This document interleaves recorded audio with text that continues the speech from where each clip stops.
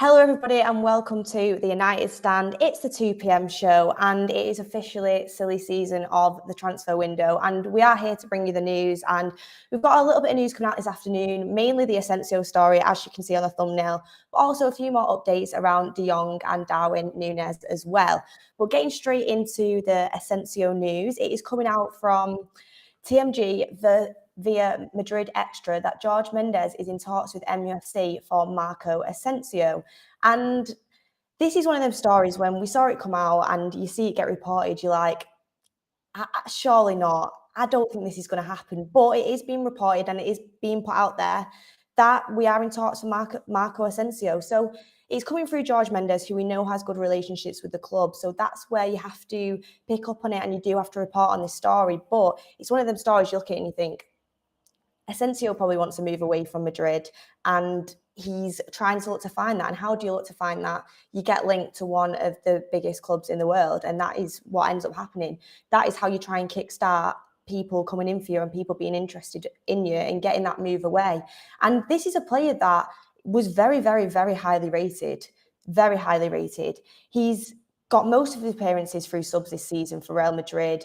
It's his best ever season for Real Madrid, which is very surprising, with 12 goals and 2 assists in 42 appearances in all competitions. So he's having his best ever season when mainly appearing through substitute appearances, or if he starts the game, he probably gets substituted early on, one of the first substitutions, which isn't a great sign when you're looking into a player. He has been playing right wing mainly this season, but he can play across the front three. And yeah, he just doesn't seem to be getting continuous game time for Real Madrid. I mean, he started playing 90 minutes at the end of La Liga, at the end of this season, but he didn't even get a look in at the Champions League final, arguably one of the most important games for Real Madrid. And if a player isn't getting a look in them sort of games, you think, is he good enough to come to Manchester United? And that's where you've got to take a little bit of a look back and think, would you take this player? Would you take this player for the amount of money that it's going to cost? And he's actually valued at 36 million when you look at this player's valuation, but he is in the last year of his contract, so probably going to be able to get him for around 25 million.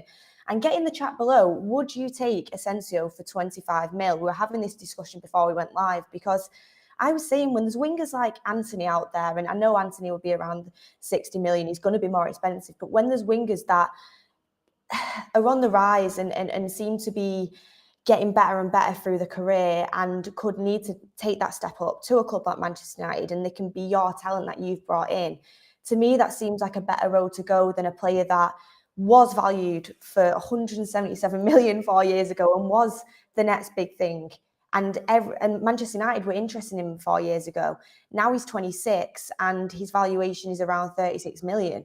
So he has had a little bit of a decline, and he didn't go on to be that player that we all thought he was going to be. And that is a little bit of a, do you take a risk? Do you take a punt on a player like this? Get in the chat below. And I can see a lot of people saying no, but there's also people saying, yes, I take him. What's his stats? And the stats are up there on screen for you. 42 appearances, 12 goals and 2 assists in all competitions this season. Is that good enough for a player coming to Manchester United? Is he going to be able to produce in the Premier League, which some would say arguably is a harder league, considering he's not performed pretty well in the Champions League? Most of his goals, assists and his appearances are coming through La Liga. Would this player be able to perform in the Champions League? And also, it's like, we were linked to Darwin Nunez. Well, we're still being linked to Darwin Nunez. Personally, I don't think we're going to get him. I think if Liverpool in the race, that Liverpool's going to get him. Is this now we've realised we're not going to be able to get that striker in that we want, so we're getting linked to other targets? We've seen Anthony news come out yesterday that Mark reported on the channel. We've seen us get linked to Richarlison, who some would say is a striker, can play on the wing. We're getting linked now to wingers rather than strikers, because there isn't that many strikers out there. And is this just a player who's seen that Manchester United are interested in getting a striker in, and now we're getting linked to him? Because that's how it drums up interest, and that's how you get clubs interested in you, and you let the transfer world know that this player is probably looking to leave. And would you take a punt on him? That is a bargain, Morata 2.0. No, too risky. And I agree with you on the risky front. I think we've got his injury record to put up on screen for you. And he has had quite a bit of injuries this season. He does seem to be one of them players that can play a couple games, play some games, and he ends up getting a knock, and then he's out for 10 to 17 days. And then he plays again, comes off the bench, has these appearances, and again, he gets another knock and he gets injured. Do you want a player that's going to be consistently in and out of the team? You want a player that can nail down his starting position and create them relationships with the players around him and be able to play continuous games. And that is something that I think is really important when looking to get players in. We don't want injury-prone players coming into the club. We've seen it with the likes of Paul Pogba, and arguably Pogba's injury record was probably worse than what Asensio's is, but you have it on there. He has been injured a little bit this season and out, and that's been similar for a lot of seasons that he's been at Real Madrid, and he's been out on loan. He has picked up these injuries and he does seem to be a little bit injury prone. So do we want to bring a player like that in? I know a lot of people have had stuff to say around Bruno Fernandes this season, around him not performing at his best and not being good enough to be in the starting 11.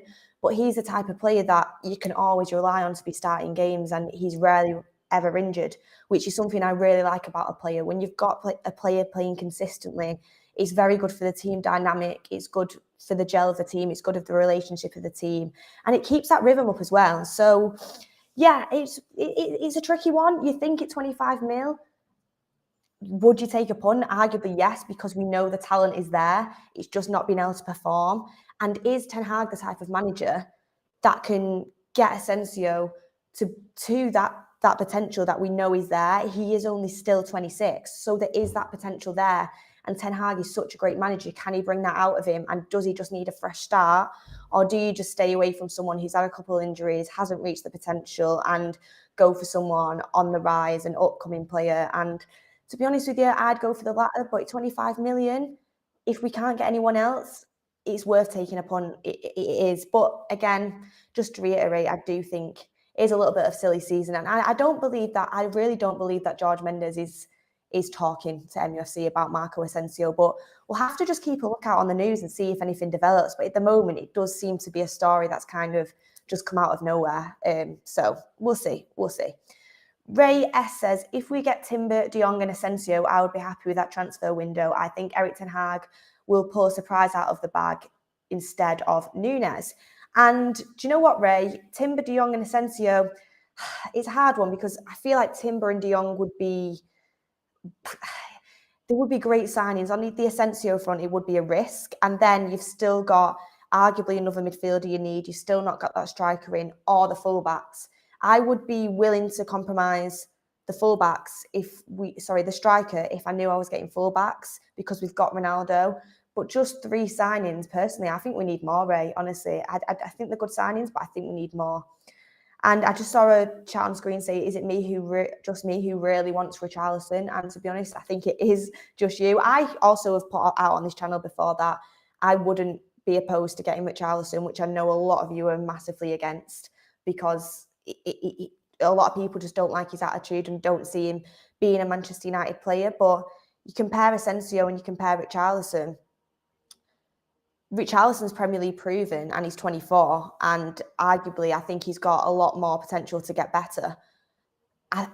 People will rate different players in different ways, but I think it's arguable to say a player has performed in the Premier League and he's still got time to develop, and I like him, and I don't think his attitude is that bad. Obviously, the rolling on the floor, the injury stuff in games, I'm not a fan of that, but is it an upgrade on what we've had this season?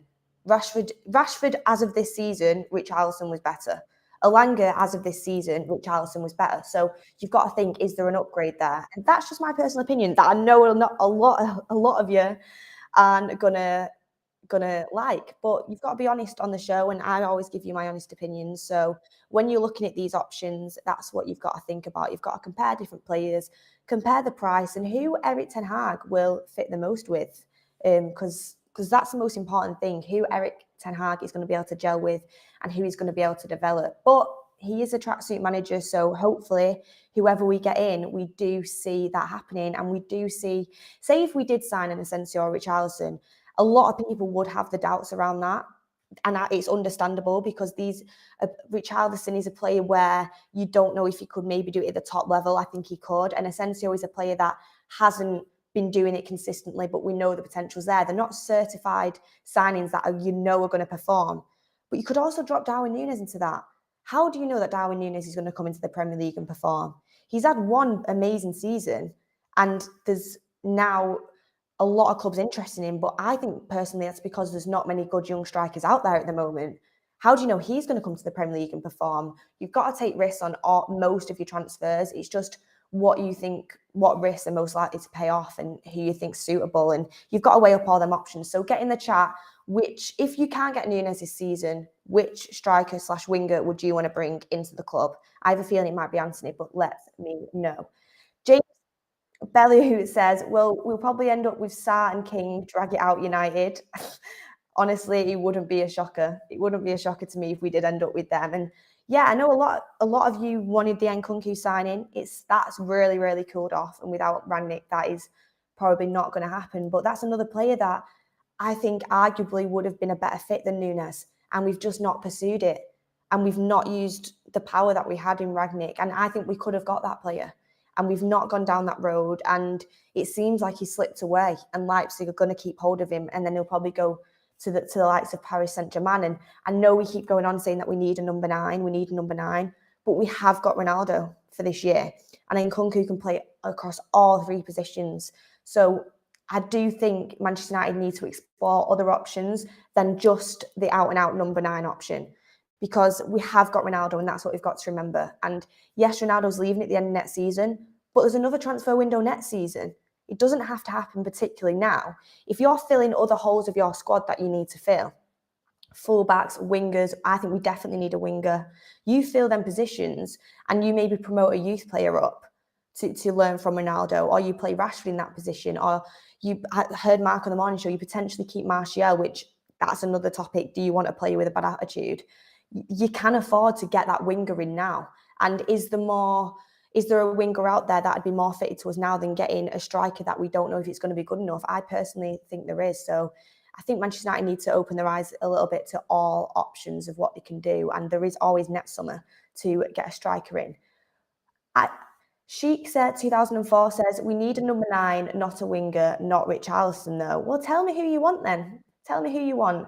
Because people say, I don't want this person, I don't want this person. Manchester United are in a boat where they can't afford to go out to every single player and be like, I want you, I want you. We've seen with Haaland, we had absolutely no chance. We've seen with Nunez, he's probably going to go to Liverpool, despite us potentially wanting to steal him off Liverpool. It's just not a chance. Manchester United are in a position now, they can't afford to just say to the top players, we're going to get you. You've got to have other options available, ready to work and ready to, it doesn't have to be the finished product straight away. You've got to go for them little gems, and you've got to be a little bit more creative in the transfer window. So, and I know a lot of the chat, you have players all over Europe who you think would be good for Manchester United. So I think we need to look at different players, and we need to kind of not just go down the obvious route and the big names that are coming out, and we need to have a little bit more of a scouting network and a little bit more maturity about us in the transfer window, where we go and we make deals for good money, but we also can't afford to go out and just get all the big names like we've seen with Darwin Nunez. But speaking of big names, we've seen Manchester City get Haaland, we've seen Liverpool potentially on the edge of getting Darwin Nunez. Manchester United need to make a big signing. And who do you guys think that big signing could be? Frenkie de Jong is going to be Manchester United's big signing. I'll say it here now. I do think we will sign him this summer. I'm not going to put a percentage on it, but I do think we will sign him. And day by day, we have said a lot of the same stuff. I completely take that into consideration. But day by day, we're getting little more snippets of information starting to come out that seems to make the story more and more likely. And it is coming out from Sami Mokbel from the Daily Mail that Frenkie de Jong has given the green light and wants to join MUFC this summer. United have made an initial offer, but the two clubs are yet to reach an agreement, and Barca are believed to want around 65 million. Frankie Friday. I love that one. I love that. So yeah, Green light from Frenkie de Jong. And this is what I wanted to get into because I've not had a chance to speak to you guys about it. Last time we spoke, and I know you've seen on shows recently that it seems like Frenkie is more open to joining. At the start of this whole Frenkie de Jong saga, we had Frenkie wants to stay at Barcelona. Barcelona is Frenkie's dream club. He doesn't see himself leaving. He wants to play Champions League football. But now we're in a position where he's given the green light and he's accepted that he wants to come.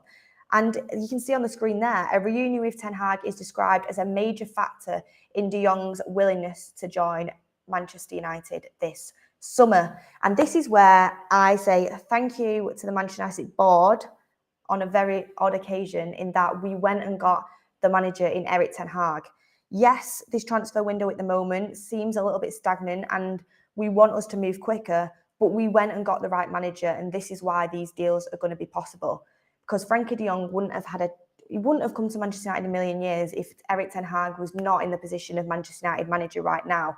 And for him to come to Manchester United, it is all down to Erik Ten Hag. And I think this is the stumbling block we had to get over.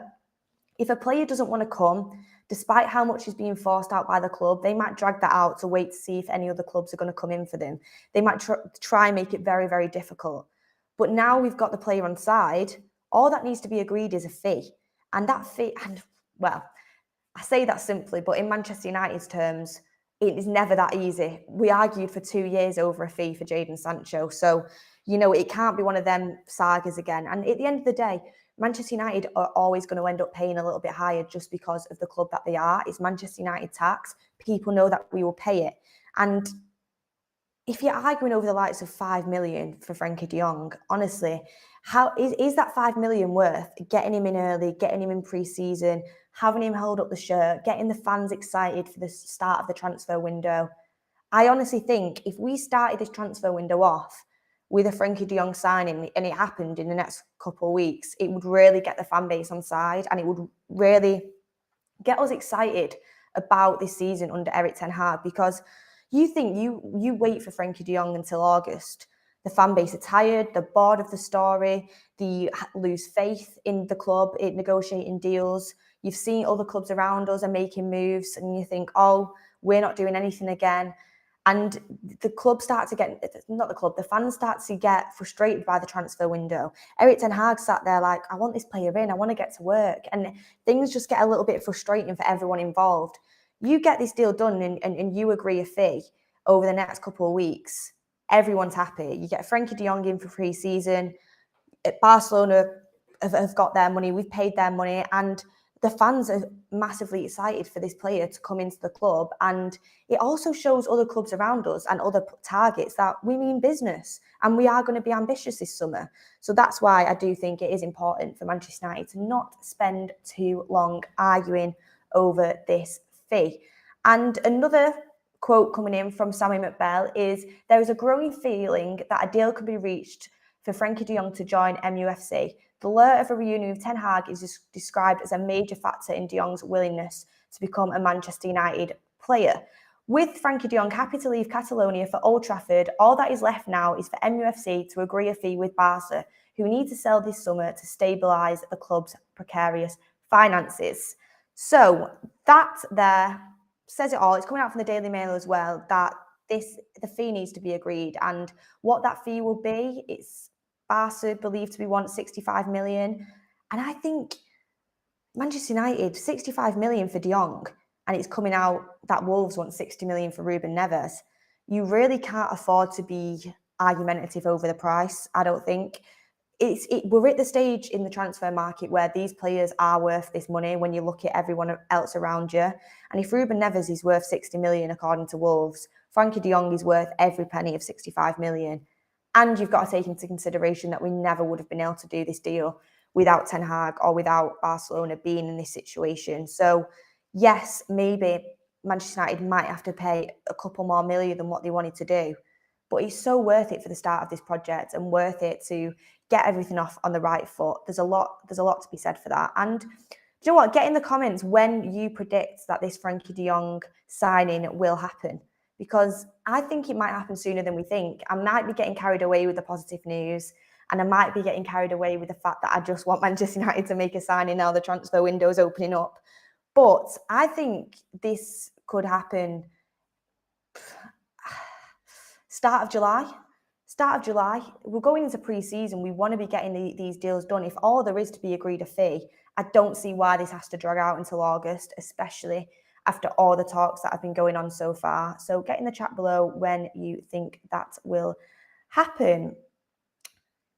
And Nicholas Kidon says, but Neves is not worth 60 million. He is worth 30 to 40 mil, and a player of De Jong should be 60 mil. And I agree with you in that fact. I don't think Neves is worth 60 million. I didn't think Jack Grealish was worth 100 million last summer. But this is the price tag that a lot of clubs are putting on their players. Is Declan Rice worth 100 to 150 million? Never in a million years. It's just sometimes what the price that clubs do put on their players to protect themselves. And like you just said there, De Jong should be 60 million. He's a 60 million pound player, especially when you look at the likes of Paul Pogba, how much we paid for him, and other players of his ilk, how much they go for. I don't think Barcelona are asking for an unfair price. I really, really don't. They are probably just trying to squeeze as much money as they can out of Manchester United because they need it. And that's what we would be doing in that situation as well. So we've just got to wait for them to reach an agreement. And a lot of people are saying that De Jong will sign on the 1st of July. 1st of July. We'll put that on this show today as the date that we're going for, because I do think it has to happen before August. And I think the 1st of July is a good date to go with. People are now saying August because they have no faith in the Manchester United board, which I don't blame you, because we've had this saga so many times where we think a player is going to sign and then it drags on for months and months and months. I mean, we even had it with Varane last season. We knew the player wanted to join. We knew that what the fee was, but somehow it ended up going on for a lot longer than we thought it was going to. It's just the way Manchester United does business. But this is how Manchester United deal with players. This is how Manchester United have always been. I just sincerely hope, that Manchester United have learned the lesson of waiting too long on a player, and it really does put a dampener on the situation, and it really does kill the excitement, and it also leaves other clubs open to coming in and stealing this deal off us, which is something we don't want to happen. I mean, we're going to lose out on Darwin Nunez to Liverpool. Do we really want to lose out on De Jong to anyone if we don't have to? I definitely think we need to do this as soon as. So 1st of July is when I'm going for, but I think out of all of the transfer stories we have, I think right now De Jong is the one I'm most confident in actually happening, because it just seems like these are talks that have been ongoing. We have convinced Frenkie de Jong. He is Ten Hag's #1 target, and now all there is to agree is a fee. Barca want to sell. If all there is a fee, then surely we will get this deal over the line. So hopefully that will happen. And also, you've got the likes of Timber that are still talks ongoing there. So it has been a little bit quiet on Timber recently, I think probably because of the international break, and because maybe Louis van Gaal sticking his nose in and saying, Timber, don't go to that Disneyland football club. So yeah, it's gone a little bit quiet on Timber, but I'm sure things will start to hot up on him after the international break is done. Time is of the essence, as said. Frenkie de Jong is not happening, Beth. Forget it. MUFC in the mud. I mean, thanks for donating €2 to say that.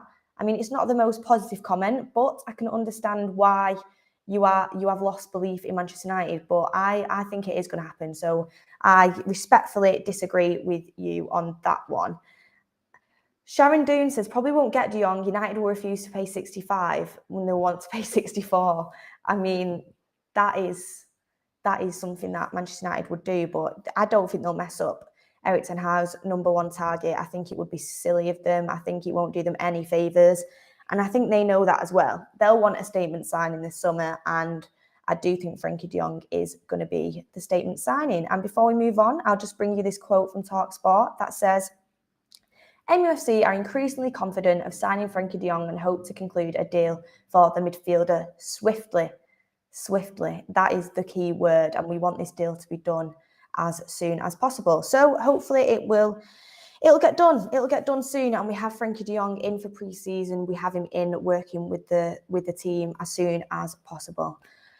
But onto a player that we've also been highly linked to in this last few weeks of the transfer window, along with De Jong, a player that has a lot of competition from a lot of different clubs, and that is Darwin Nunez. And we've seen over the last couple of days that Darwin Nunez is more likely to go to Liverpool. Manchester United apparently is still trying to get him, but Liverpool have put an offer on the table. And we know what Liverpool are like with transfer business. They like to get it done quite quickly.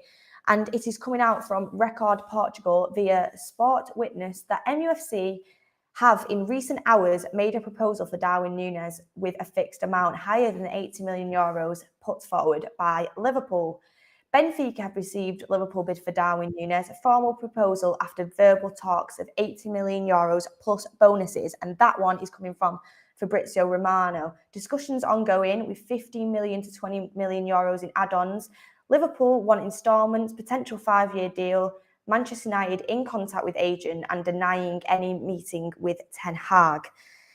When that came out about the Ten Hag meeting with Darwin Nunez's agent or Darwin Nunez, I just thought absolutely not. I mean, how many people are actually going into this silly season at full force, bringing that one out? I don't think that would happen. I find it hard to believe that, coming from Record Portugal via Sport Witness on your screen there, I find it hard to believe that we've put in a higher amount than 80 million euros for Darwin Nunez, because for us to do that, it seems very like just jumping onto the bandwagon because Liverpool have put that out there and us just chucking more money at it, which if we have got the budget of 140 mil that we all seem to think we have, why are we spending 100 million on Darwin Nunez? It's something I wouldn't want to do, even if Liverpool wasn't in the race.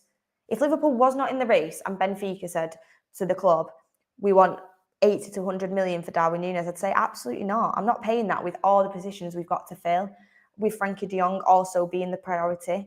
I would want Frenkie de Jong to spend that money on Frenkie de Jong over Darwin Nunez at this moment in time. I think he's more important to the team right now. Our midfield is crap, just to put it bluntly. We've got Cristiano Ronaldo as a striker, and yes, I know we need another striker, but I think midfield is definitely priority. It controls the middle of the park, and De Jong is the statement signing we need to make. He should be the big money signing. Paying over 80 million for Darwin Nunez, who is a player that I do really like, and I do think he could massively benefit coming to Manchester United, learning under Ronaldo, having that time to adapt to the Premier League. And I think if Liverpool get him, I do think he will be successful. I think he's a good player. But to spend that much money on a player who's been good for one season, and it's not like you're going for an Erling Haaland, if you know what I mean. If it was Erling Haaland, I'd be like 100% go for that. But with Darwin Nunez, there is still slight risk involved. And you look at other players and you think, could I get someone else for cheaper that could do the same job or could even potentially do a better job? You've got to take that into consideration. And the money that they want for him is just ridiculous. If they said to us 50 to 60 million, I'd be much more open to it. But 80 to 100 million, this package that Liverpool are putting together for Darwin Nunez, we just don't have the money to be putting that into one player right now. And this, I've said it so many times on the show before. You've got Manchester City, Liverpool, who have built their teams with their managers that have been there for season upon season now. They can afford to go out in a transfer window and stick 100 million on Jack Grealish, stick 80 to 100 million on Darwin Nunez, because the rest of their team is built. It's stable. They know how they're going to play next season. They've been playing like that for the last couple of seasons, building this team with their manager. It's a difference when it comes to Manchester United. We have got holes all over the pitch that we need to try and sort out in a transfer window. It can't happen in a transfer window because it's just impossible to do so with the budget that we've got. But you could arguably say that we need 2 new fullbacks, another centre-back, potentially 2 midfielders, a winger, a striker. Like, we need a lot of players in this team to complete the squad and to go into the starting 11.